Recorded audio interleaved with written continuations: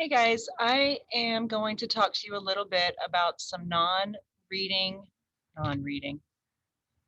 nonfiction reading strategies that can help you with nonfiction texts, not non-reading text. That doesn't make any sense. All right, so when you read nonfiction, you really need to closely read the text, and that means slowing down. Reading is not racing. Close reading simply means to read the text closely, noticing details and really thinking about what you are reading and what the message is that the author is trying to get across. Okay, so your number one strategy is slow down. Reading is not racing. You need time to absorb what you're reading. Another strategy you can use is be aware of the things that you don't understand, which means you have to recognize when you've just read something that you don't understand or you don't get it. Ask yourself, why am I not understanding this? What is it about it that I don't know what I just read? It could be vocabulary, it could be the author's choice of language. You need to ask yourself, how can I figure this out? It might simply be that you need to reread it again, maybe 3 times. It might mean that you need to look up a word. There's a word that you don't know what it is. It could be a key word that's keeping you from understanding what you read. Another strategy you can use is the what so what strategy, which simply means what is the author trying to tell me? And so what? Like, why should I care? Why is it important? If you stop and ask yourself this throughout the text, it'll help you synthesize what you've read. It'll help you understand it.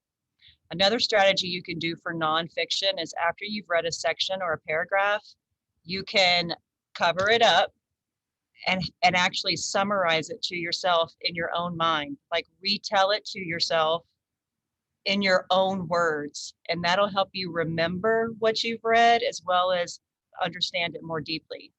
Another thing you can do is ask questions when you read. In class, a lot of times I'll ask you guys, what do you notice or what do you wonder?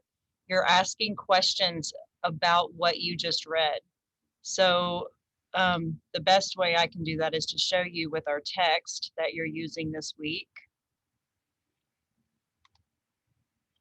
So we are here with our tutorial text, 8 Things to Know About Amanda Gorman. So if I'm going to question this, I'm going to ask, who is Amanda Gorman? Why is it important that I know who she is?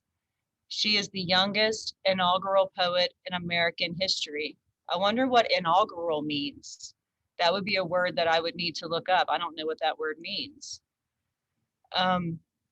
This text has a feature here that actually tells you a definition of what inaugural ceremony is.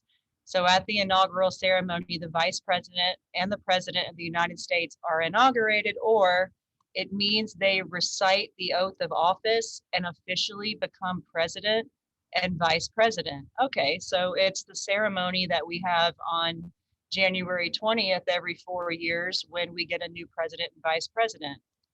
If there's a word in a title that you don't know what it means, then that's going to inhibit you understanding the text. Always look up words and titles because they're linked to the main idea. And if there's something going on, if there's a word that you don't know in a title or in the main idea of a nonfiction text, it's really going to keep you from understanding the nonfiction text that you're trying to understand. So I'm going to go through just a little bit at the beginning of this article and use the 5 strategies that I just introduced to you a second ago. On Wednesday, January 20th, President Joe Biden and Vice President Kamala Harris were sworn into office. At the inaugural ceremony, Amanda Gorman, 22. Wow, she's only 22.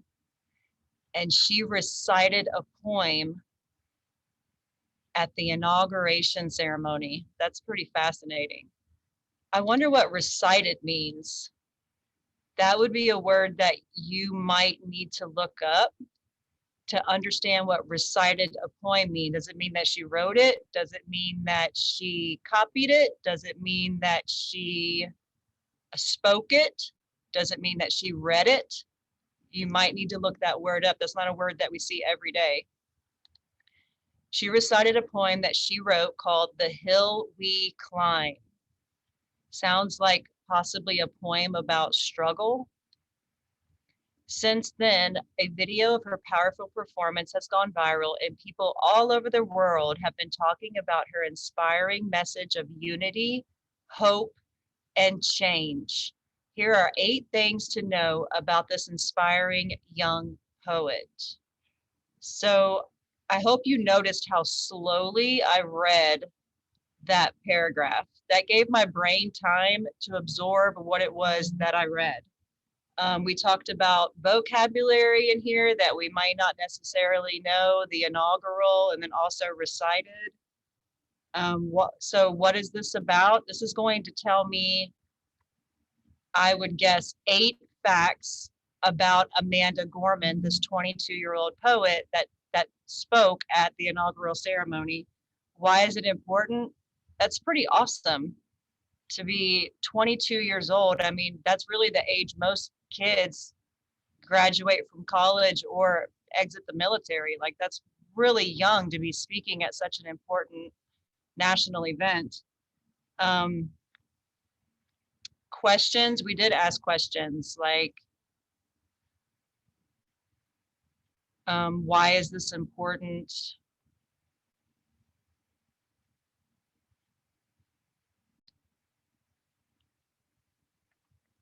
Some questions that I may have about this is, how did she get to speak at this inaugural ceremony? Wonder how she got chosen. I wonder what happened in her life that made her become a poet, and why would she write this particular poem about the hill we climb? I wonder why she's inspired to write poetry. All right, if we take a look at this first fact, at age 22, Gorman is the youngest inaugural poet in American history. If I'm going to retell this to myself, then I would say she's the youngest poet to ever speak at an inaugural ceremony. That's amazing. Inviting a poet to perform at the inaugural ceremony is a tradition that began with President John F. Kennedy's inauguration in 1961. So they've been inviting poets to speak at the inaugural ceremony since the 60s. What is that, 50 years? They've been doing this, 50 years, 60 years?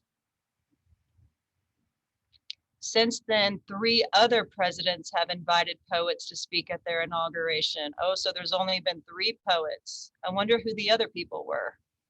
Who else is speaking if it wasn't a poet? Maybe a musician sang?